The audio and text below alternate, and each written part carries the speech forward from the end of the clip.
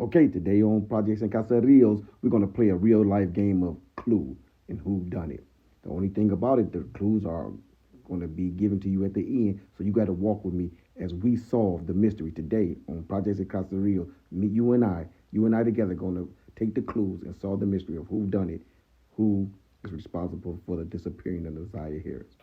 That's right, y'all. Jarvis Butts is back in court, and the saga continues of who done it. And just like I told you all from the very beginning, who watched all my stories, Projects and Caseríos is going to be here to the very end. But I seem like I can't solve this by myself. This needs another game of Clue, of who done it. The clues are there, the evidence is there, and now Jarvis is set to go to trial June 20th, on the day I was born. He is set to go to trial, and the truth's going to come out. But wait. I want to know who can solve this crime before it goes in front of the jury. Which one of y'all who out there been deep into this story, who knows everything about the story, will you be able to solve this like another game of Clue? Even though this is real life, dealing with real life people, I just need to know, was it the butler with the knife? Was it the janitor with the hammer? Was it the maid with the gun? Was it Shannon with the lamp? Was it Jarvis with the gun? Was it Cordell with the rope? Who done it? Why did this young girl fate fall into these people's hands? Naziyah Harris, we didn't know her personally, but she represents the thousands, if not hundreds of thousands, of young ladies that has suffered tragic disappearance over the last few years. Let's try to get this solved before it goes to the courts. We order that. Let's go. But like I said in the beginning, the clues are taken right out of their own mouths. Just watch to the end as each one of their clips are played, where you can see the clues and maybe you can help solve this mystery. In this real life game of Clue, I'm asking for y'all help to help solve this mystery. Now, Jarvis Butts is due to go to court today, March 7, 2025, and still there are a lot of unanswered questions. Number one, who all was involved in the unlivening or the disappearance of Naziyah Harris? Let's dig. Now, as we all look for clues from the testimonies and things that we heard, what we don't do is we don't look for the clues we haven't heard. We haven't heard how is it that Cordell was at that shop and never seen nothing, yet a 9-year-old gave testimony of her account of what happened at that shop that day. We're going to listen to the recount of that day. A 9-year-old cousin of Naziyah Harris testified that she saw the man accused of unaliving the teen SAing her at his auto shop, and that he was also trying to have sex with her, but she said no. The girl, whom the news is not naming because she is a minor, testified during a preliminary exam in Detroit's 36th District Court that Jarvis Butts told her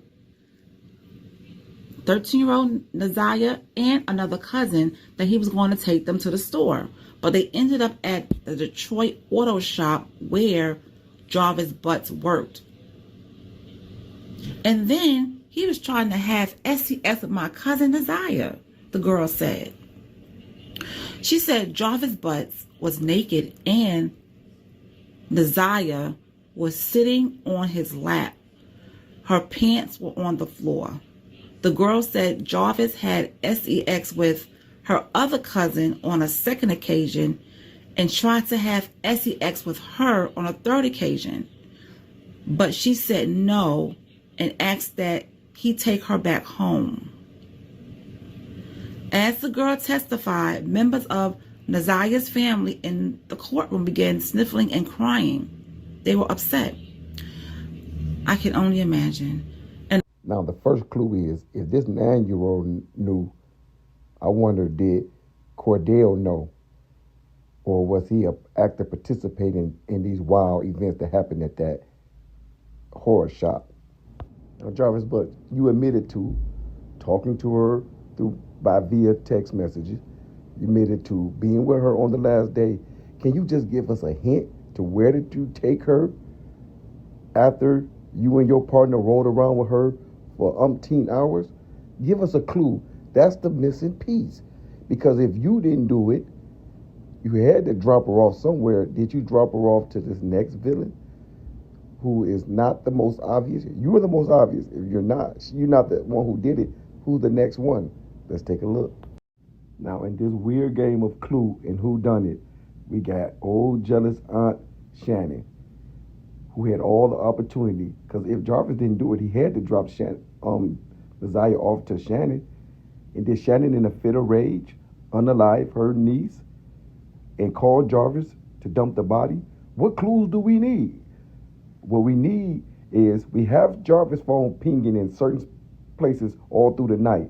If we can just get the pings from Shannon on where she was at that night, maybe we can solve this mystery.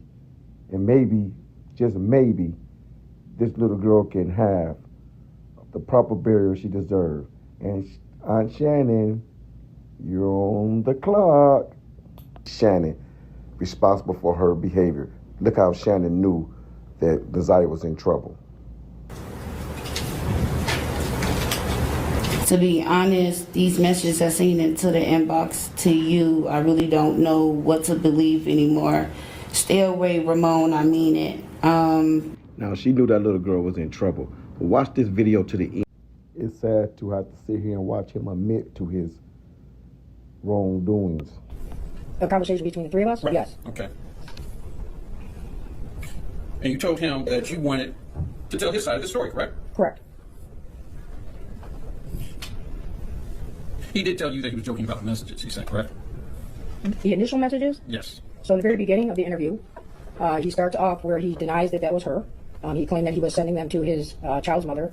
It then turned into that he was just joking around with Naziyah for entertainment purposes. Okay. Then he admits to that all the messages were in fact to Naziyah and not to Shannon, because he could never tell that wasn't Shannon talking as you went through the rest of the messages. Now, Projects in Caseríos took you on scene to where another clue, the pinging of his phone that. But before I take you there, let's hear why I was at 4th and Alexandrine. And you mentioned Nijin, is it Nijin Rushing? Yes. Okay. And Ms. Rushing stays at 4 Alexandrine Street, correct? Yes. Okay. So on the 9th, you had information that he was both at the Wilshire address at some point, correct? Yes. And he was at the Alexandrine address, correct? Correct. And did you get any information from any of these witnesses that was not true? That what was not true? That he was at those addresses? Did I get any information that he was not at the addresses? I believe when we talked to Najin, she couldn't remember if she didn't acknowledge seeing him that night. Okay. Today, now, while covering the Naziyah Harris story, we are on scene where Jarvis Butt's phone was pinging at during the night he was with Naziyah Harris. Also, we have documents. Now, Projects in Caseríos say, where was Shannon? Where was her phone pinging at? But let's go to this liar, Cordell, and how he didn't know what was going on at that shop is unbelievable. The last clue, Mr. King, part owner of the shop. Part owner, but you knew nothing about what was going on in that horror shop. Mr. King, you don't want us to believe that. We on your behind too, Mr. Postman. Watch these lies that they just pour out in the clip I got from my own video.